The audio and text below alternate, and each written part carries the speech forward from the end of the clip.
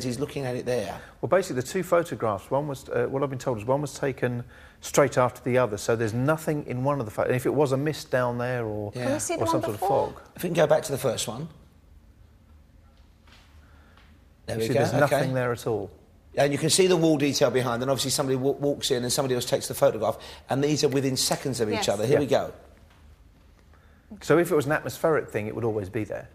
So that's, I mean, that's a really good photograph. And you do see a lot of these photographs. A lot of people email us, don't they? And the fans of the show, they'll come up and they'll show us photographs. And they are very, very common. But not many people can come out with an explanation for them. So for me, this is really exciting. Well, two things. One is that was taken in the room next to the entry to what was regarded as the gateway to hell, which was chained down with a chapel, which is a very wet and damp room. But also, a couple of times this week, you and then Kath, and then you on your own, have sent some kind of mist, a black mist or something around you or following you. Have you felt anything after the vigils? Do you think you've taken anything away with you back to the hotel or back to where you're staying? I'll be honest, this is the first time, and I don't know about tonight, but this is the first time that I've actually felt absolutely fine going home.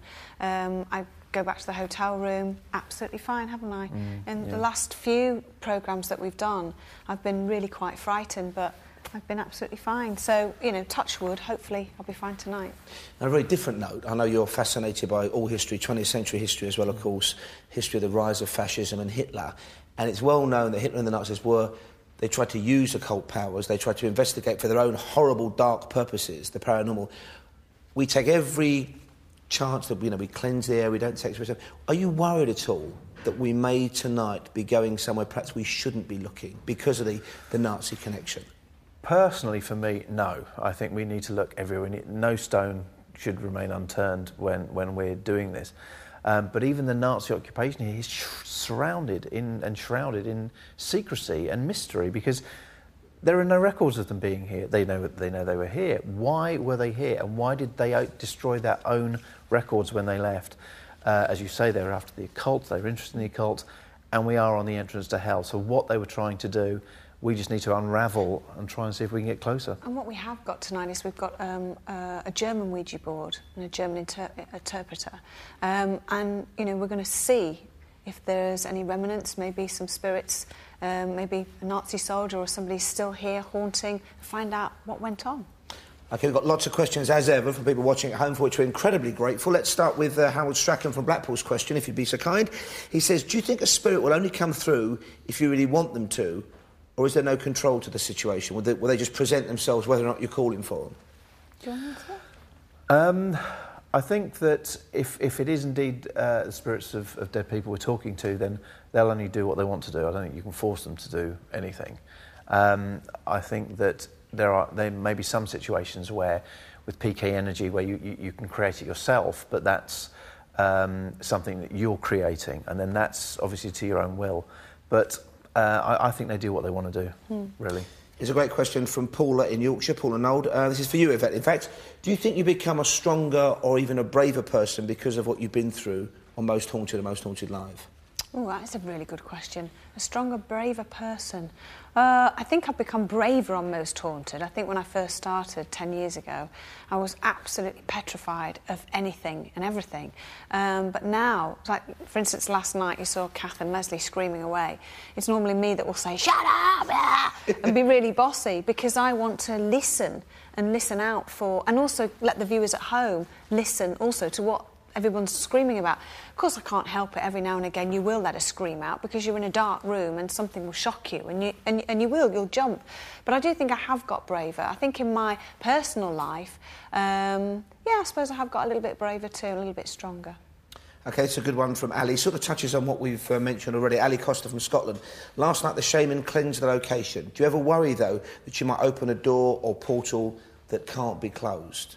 Maybe that kind of relates to tonight. I would love to open a door or a portal that we couldn't close, because if that's the case, then the proof would be there, and our search would certainly be closer to its conclusion. But I would love to be able to do that. What do you think about absolutely. Gosh, can you imagine, though? No, it would be very frightening, though, wouldn't it? Because it'd be thinking, oh, my gosh, you know.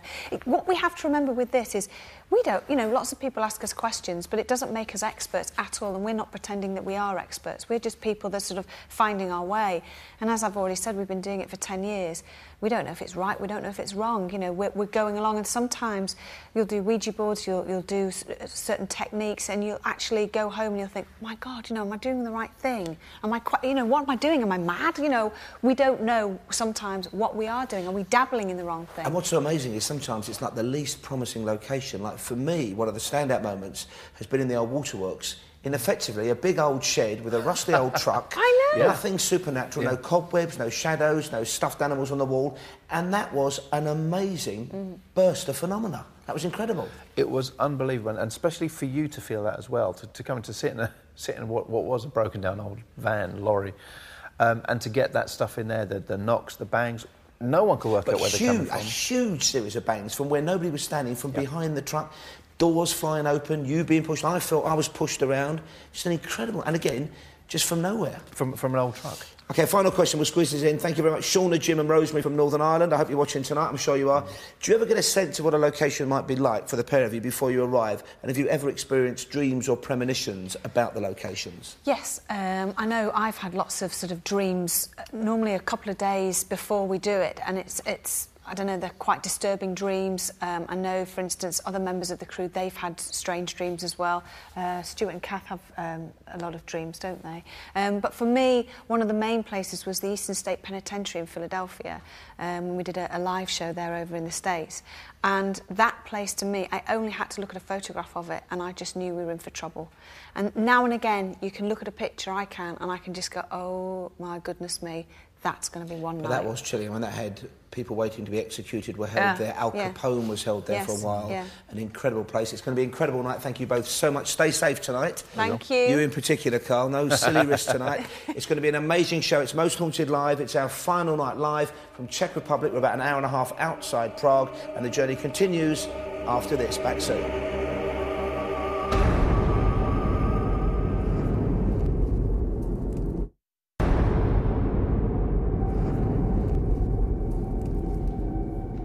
Welcome back to Most Haunted Live, and sadly our final night of a 4-night investigation into the paranormal in and around Prague in the Czech Republic. It has been a fantastic journey and it's just beginning tonight. We are with you live until midnight UK time, and it is going to be an astonishing journey because we believe, local legend has it, that the castle we're in tonight covers the gateway to hell.